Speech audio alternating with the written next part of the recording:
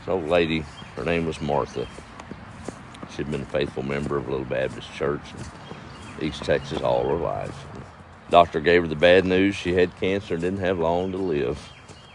So she called her pastor for a luncheon and wanted to talk to him.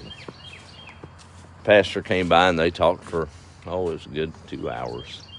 He cried and she lifted him up and said she was ready. But she had some special instructions for her funeral.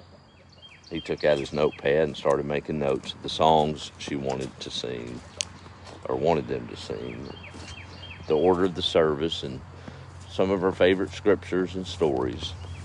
He took careful notes, and as he was wrapping up their visit, she said, "Oh, and Pastor, if you'd do one thing for me. When they lay my body to rest in that casket," she went to her kitchen and went to her silverware drawer and opened it up, and he stood there perplexed. She took out a fork, and she handed it to him, and she said, "Pastor, if you would, put this in my hands, just as I lay there, if you would." He said, "Martha, I'll do whatever you want me to do, but what's the purpose?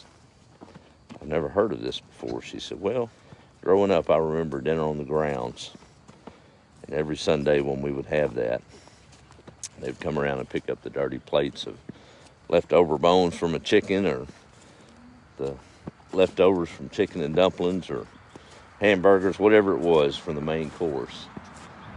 But they would always tell us to keep our fork, because dessert was coming.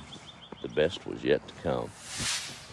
So I want to use that as a witness when I pass, so that at the end of the sermon, you can make reference to why I'm holding that fork, knowing that what's ahead, what's on the other side, I'm going to need a fork, because the best is truly yet to come." God's made me realize that even more so in the last few months.